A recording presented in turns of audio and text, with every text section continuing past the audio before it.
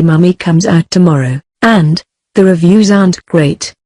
Actually, they're pretty aggressively negative. Even as exciting as the Mummy's trailers were, we can't say that we're surprised. Disappointed, absolutely. Angry, a little. But not surprised. The first thing about this film that made us cringe, months ago, was Tom Cruise starring in it. He just isn't likable.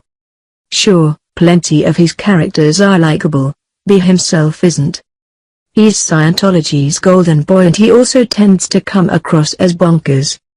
And while he looks great for his age, he's no longer in a place where he can rely on his looks to carry him. At least, not with younger crowds who lack very specific daddy issues.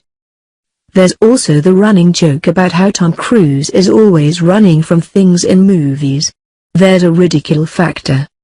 Well, the reviewers had a lot to say. Reviewers weren't impressed by the newbie director who had been a writer on Star Trek Into Darkness, Transformers Revenge of the Fallen, and Cowboys and Aliens.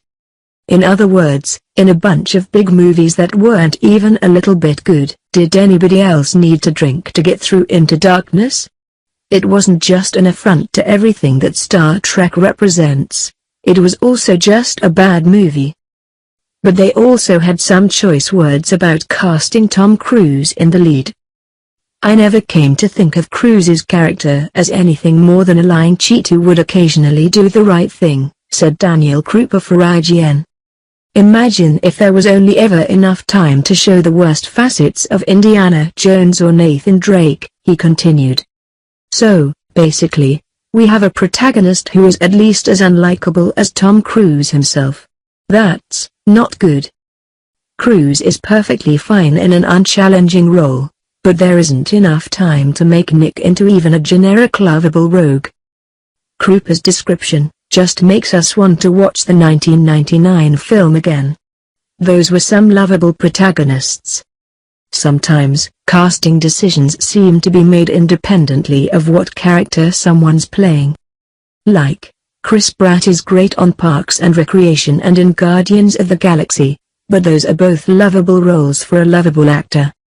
He should not be playing predatory creeps like in Passengers or an unfriendly jerk like in Jurassic World. Those casting choices are wastes of Pratt. Even some reviewers who seem to normally be able to enjoy Tom Cruise films didn't love The Mummy. The Mummy is the first Cruise-starring picture in decades in which his part seems like it could have been played by anybody, said Bill Gelbiri for The Village Voice. Not only is The Mummy the worst movie that Tom Cruise has ever made, it's also obviously the worst movie that Tom Cruise has ever made, reports David Ehrlich for IndieWire. It seems that even people who go to see it in theaters might not get to see much of the film. This is a dark universe indeed. Other than the one bit set on a plane plummeting to Earth, the action scenes are shot in such low light that you can barely see what's going on, reviewed Jordan Hoffman for Popular Mechanics. Ugh, we hate when things are filmed in dark vision. Even sepia is preferable. Apparently the film's one truly redeeming quality was the titular character, Princess Armanet, played by the beautiful and talented Sofia Boutella. You might recognize Sofia from Atomic Blonde trailers or from Star Trek Beyond, and she's a very likable actress. She's also, according to some reviewers, the one bright point of the film. Just not enough to save the whole thing. Easily the best part of the movie is Boutella, says Sarah from Laney Gossip before continuing.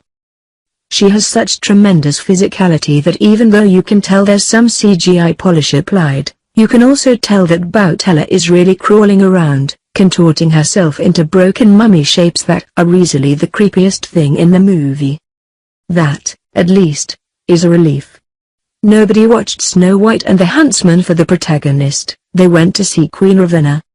Look, I'm a huge fan of mummies and ancient Egyptian stuff. I know just enough ancient Egyptian to have caught, like, 6 works when they were speaking in The Mummy, 1999, and The Mummy Returns, and adored both of those goofy films. I watched Mummies Alive as a kid. I love the Dr. Kara Cooney documentary series Out of Egypt, So, this is disappointing, even on just a personal level. It's disappointing to fans of monster movies and of mummies and of films doing well. And a huge disappointment for fans of the original films, even though not all of them were enthused about a reboot. Perhaps most of all, it's certainly a disappointment for the studio. Of course, even bad movies do well at the box office. Like, Dawn of Justice was basically unwatchable except when Wonder Woman was on screen, but it was a financial success. It doesn't sound like these films, good.